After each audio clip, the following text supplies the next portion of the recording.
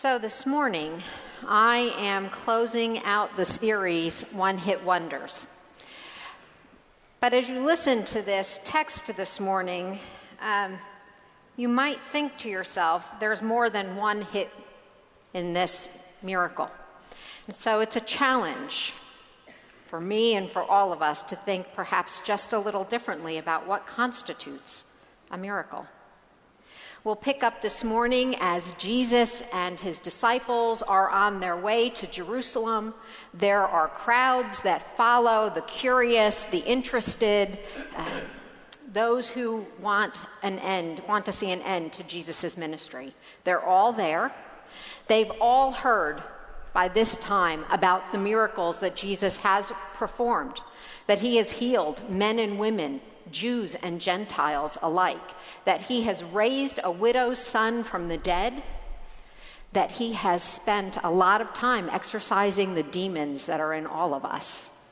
He has spent a lot of time teaching about the kingdom of God. Listen now and journey with him on the way. On the way to Jerusalem, Jesus was going through the region between Samaria and Galilee. As he entered a village, 10 lepers approached him. Keeping their distance, they called out, saying, "Jesus, Master, have mercy on us." When he saw them, he said to them, "Go and show yourselves to the priests." And as they went, they were made clean.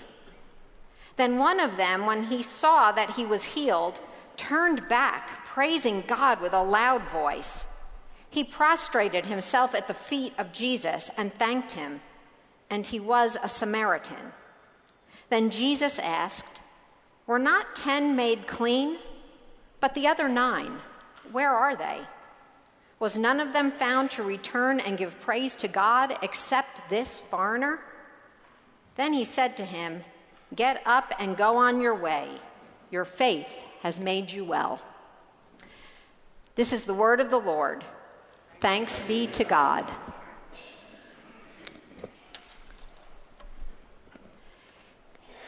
In Jesus' day, leprosy was any skin ailment that was not easily identifiable. In the book of Leviticus, it is said to be an open wound that is weeping or wet to the touch. But it also included things like eczema and psoriasis, common skin ailments that we all recognize today. But there were things about leprosy in that day that caused a lot of concern among people. And so in the book of Leviticus, in the law for the Jewish people, there were strict things that the Jews had to adhere to. If you were found to have leprosy, you were immediately to be put out of the community. Not just maybe in a hospital-type situation or a clinic-type situation, but you were to be physically removed from the community, outside of the community, because you were deemed ritually unclean. Nobody could touch you or be in your presence because they themselves might become unclean as a result of your skin condition.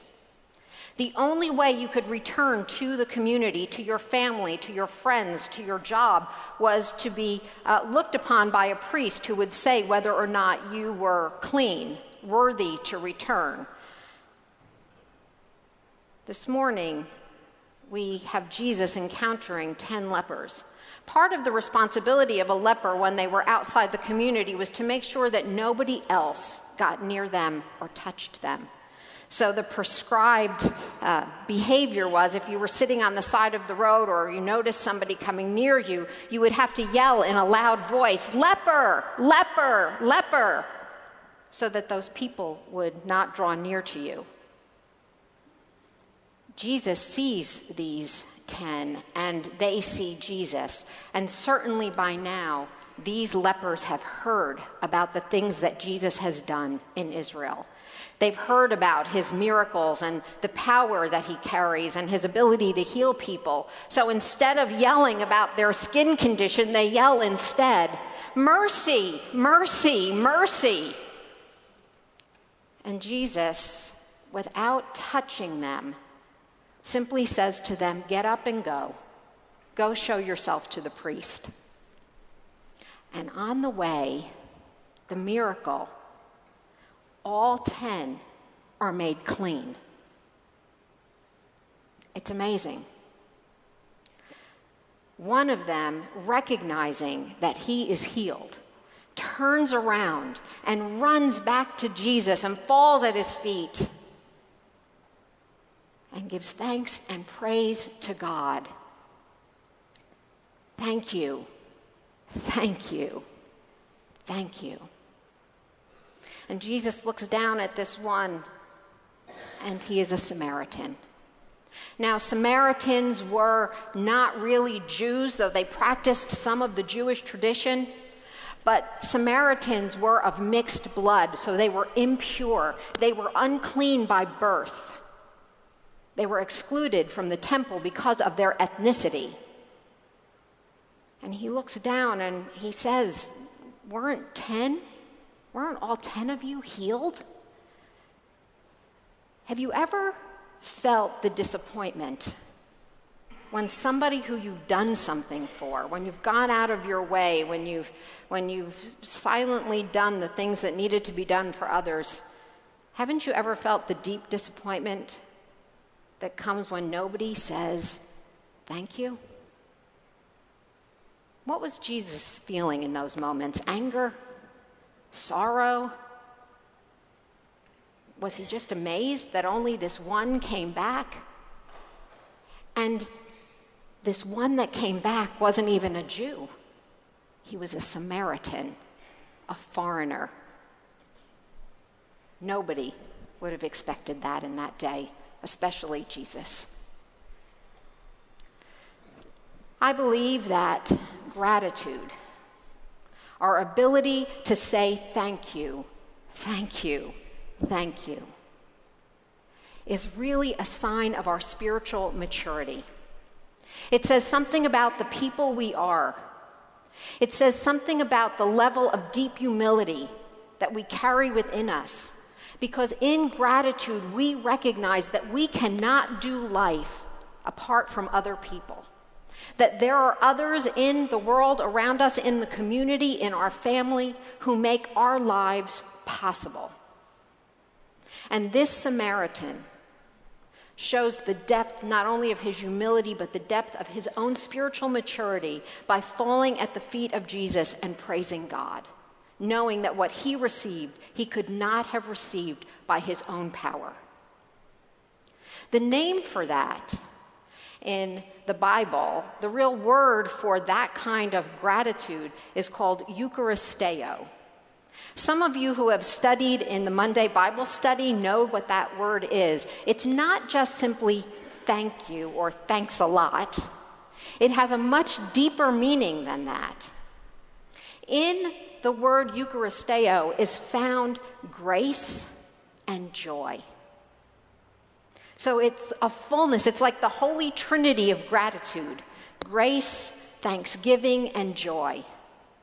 Some of you might actually recognize it as the root word for Eucharist, which is another way we talk about communion as the Eucharist. Grace, thanksgiving, and joy, all there in one word. And all there in that one Samaritan foreigner who is laying face first in the dirt at Jesus' feet. This foreigner practiced Eucharisteo. But the practice of Eucharisteo is not something that is easily done. It's hard to practice Eucharisteo. It's hard to practice because sometimes we are simply not grateful for what we have. Sometimes we become so self-absorbed, so self-centered, that we fail to see the bounty of the gifts all around us, the things that we have, and we start looking what other people have, and we wonder to ourselves, why don't I have those things? Instead of giving thanks that these people are living a full and abundant life, we want what they have for ourselves. And sometimes I think practicing Eucharisteo is hard because, let's face it, sometimes we feel entitled to everything we have. We have worked hard, we have earned it all, and it is ours, and we deserve it, and we actually even deserve more than we have. And so what happens inside of our hearts is, instead of gratitude toward the giver of the gifts, we practice an ingratitude. We practice this thing that says more is what defines me, instead of saying thank you for what we have. Eucharisteo is hard because sometimes we are the lepers on the side of the road, wondering what has happened to our jobs, our families, and our friendships. And we just don't know how to say thank you in those moments. But I also believe that Eucharisteo, the practice of grace, thanksgiving, and joy, is not just hard because we're ingrateful or because we are self-centered. Sometimes I think it's hard simply because we are busy people. We are very busy, and we forget to say thank you. It's like the bane of our existence, right? I mean, we are just running all the time. And so we just never think about the things that we have. I'm going to speak just for myself here, but I hope that you will think through with me what this is. Have you ever prayed for something you've wanted? A better job, a restored relationship, our children to actually land on their feet and be at peace and whole. And sometimes, for myself, I know I've actually received the gift, the thing that I have prayed for. And I just am so excited about that I fail to give thanks to the one who has given me the gift. Sometimes our prayers are actually answered just as we are praying for them, and better. And we don't recognize it because we're too busy running on to the next thing. Perhaps those other 9 lepers were so excited that their skin was healed that they ran to the priests and they were declared clean, and they were so excited to go back to their families and their friends and their jobs that they never stopped long enough to give thanks to the giver of their healing, of their gift. Now, nowhere in this scripture does Jesus imply that he's going to take back their healing. But remember the one and what Jesus said to him. Get up and go. Your faith has made you well. Which for me simply begs the question, what was his miracle? Weren't all 10 made well? Could it be that the fullness of the leper's miracle didn't happen until he returned to Jesus, giving praise and thanksgiving for all that God had done in his life in those moments? Could it be that in the recognition that all we have and all we are comes from the giver of every good and perfect gift is really the miracle? Those 9 were healed in their bodies, but when Jesus says your faith has made you well, what he's saying is not just your body is made well, but your heart and your mind and your soul has been redeemed by God. Is it possible that when we fail to say thank you, thank you, thank you, that we do not receive the fullness of the gifts that God has for us, the gifts that we are truly meant to receive? I think gratitude is the hallmark of our faith. And I believe that Eucharisteo, grace, thanksgiving, joy, the practice of Eucharisteo is the central symbol of a life of faith. Consider other miracles that Jesus performed in his lifetime. When Jesus fed the 5,000 with a few loaves and a few fish, what did he do? He offered grace in the moment. He gave thanks to God, and the joy in that moment fed thousands of people. Is it possible that in the practice of Eucharisteo, that not only would we be filled with the bread of life, but that we might become the bread of life for others so that they might receive the fullness of God? Jesus practiced Eucharisteo standing outside the tomb of his friend Lazarus, where he wept. He offered grace in the moment. He gave thanks to God. He was filled with joy because he believed what was happening in front of him was a gift. The dead man emerged from the tomb. Is it possible that in our practice of Eucharisteo, we might not only receive the fullness of life in the grace that God has poured into us, but that we might become conduits of life for others, so that the walking dead might actually receive the fullness of the gift of life? In just a few moments, we are going to come to the table, and we are going to hear the words that in Jesus' leprosy moment, on the night in which he gave himself up for us, he practiced Eucharisteo. He knew that he would be betrayed. He knew that he would be arrested and tortured and ultimately nailed to a cross. And yet there at the table, with his betrayer and his deniers, he broke the bread, he gave the cup.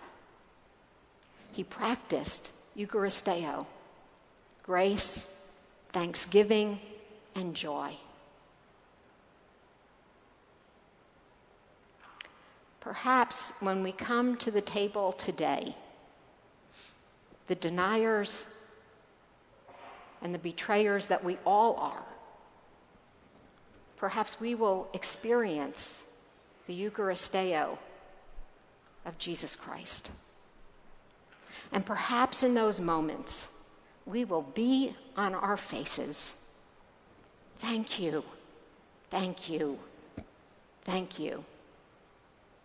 And if we linger for just a moment, we might actually hear the words, "Get up and go. Your faith has saved your whole life."